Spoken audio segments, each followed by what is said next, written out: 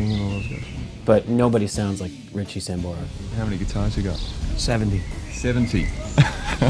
How many did you bring on tour? I'm a guitar junkie.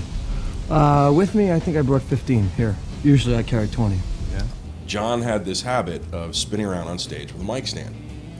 And they were in St. Louis or someplace like that. And John spun around on stage with his mic stand, and he clipped the top of this guitar. At the time on the road, Richie probably had 3, 4 guitars with him. Thing goes on an airplane going out of St. Louis, red eye, into Newark. I get a phone call. I need you to go to the airport. What for? One of Richie's guitars. You would think this thing would go into baggage. No, this thing's strapped in a front of the plane, first class seat. Strapped in a seat. He can really take the rock songs and take them to a whole new level. But he also has that soulful, bluesy crunch, and it's amazing to have that kind of versatility. Richie, I think, is an amazing guitar player. Not only that, and he's an amazing songwriter, and that's very important to me. Looking at both John and Richie, I can understand as a musician that they have this dynamic to write beautiful songs together. John's writing and Richie's writing speaks volumes about them. They have 2 very unique styles, and again, when they come together, they change, but they totally complement each other. Songwriting is the most important part about being a musician, because if you don't have a good song, nobody cares. It doesn't matter how good you sound. If your song sucks, nobody's going to listen. And they're phenomenal songwriters, and they seem to, thus far, knock on wood, have not really run out of material. I think his writing skills pretty much shined. Him and Richie Sambora, their chemistry is awesome. And I think he was just born with the talent. John and actually the whole group, they're all very meticulous about how they record and produce their music. Obie O'Brien, who is one of the engineers, actually I think John's probably most prominent engineer, the one who has done, I think, every record with John since the beginning of time. He is also very meticulous, and he makes sure that everything gets done right. There is very little margin for error. They want things to go smoothly and they want things to go quickly, but the attention to detail is unmistakable. So, through meticulous craftsmanship, strong, simple storytelling and an instinct for pleasing the crowds, Bon Jovi keep writing winning songs. He is really hot, but his music is amazing. Amazing. It means something. He wrote a lot of those songs, that go according to his life, how he went. Things that he experienced, he wrote those songs to. And I can understand. I wish I could write like that. I mean, there's a lot of hooks in his music. People can always sing the choruses to him. John's voice is killer. I mean, he went from having this extreme range when he was younger to picking up cigarettes when he started making movies and fighting the high notes now. Obviously, he's older too. That helps.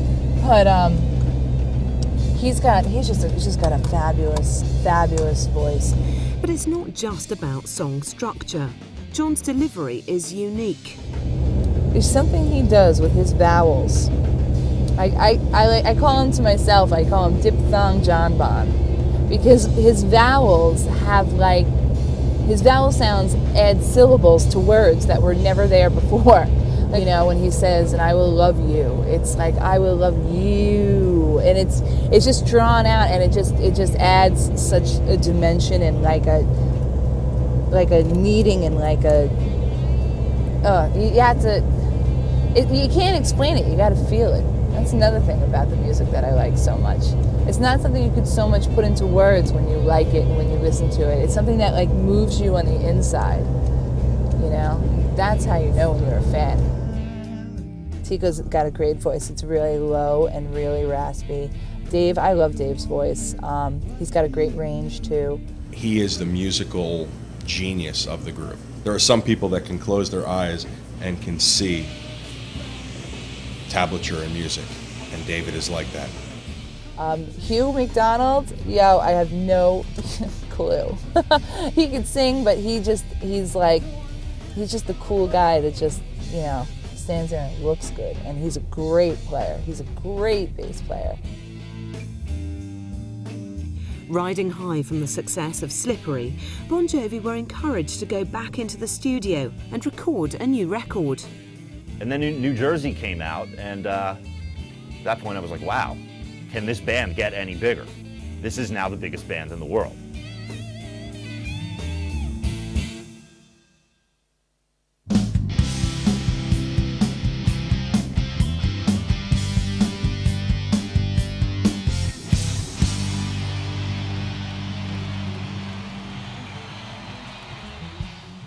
Other than the time spent recording New Jersey, Bon Jovi spent the rest of the decade on the road, sealing their position as rock legends.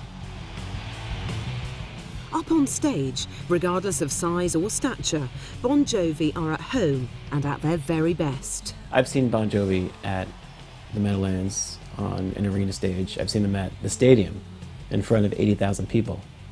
We've seen them in clubs when they were playing Club Benet in South Amboy. Every level of a venue we've seen them at, it's amazing.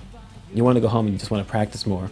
Or you want to sell your instruments because you're so depressed, like, I can't believe they're that good. It's a great live band. They're just a great, they love being on stage and you could see it. John is just an unbelievable showman. I saw a lot of Bon Jovi shows in my time, and I never saw anything less than a great show.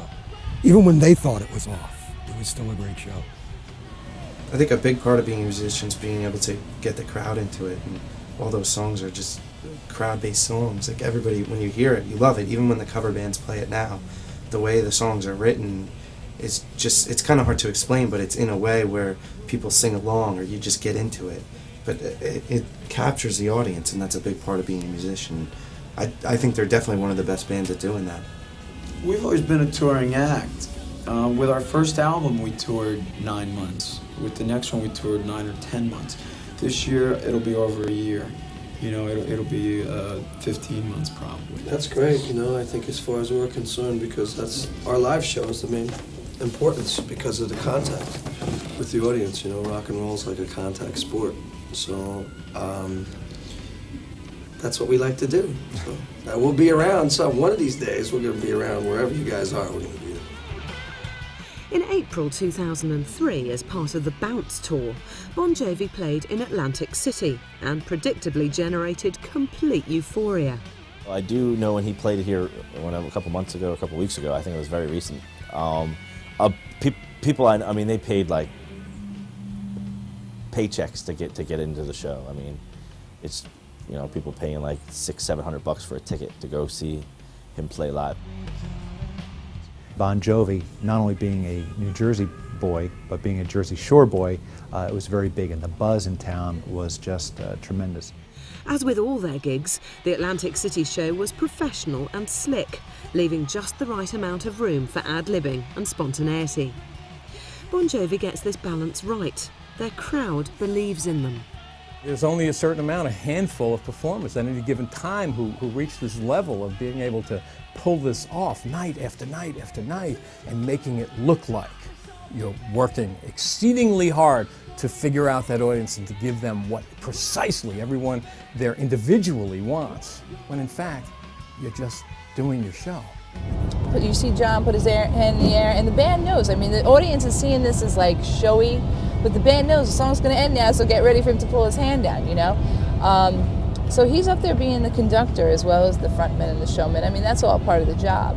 So, but it just, they're so tight with that the live show is just phenomenal. Every Bon Jovi fan has a reason why they like Bon Jovi, and he connects with every single one of those people. You know, to the point where if he's 100 feet away, someone would think that, oh, he's looking at me. That's how connected they are with him.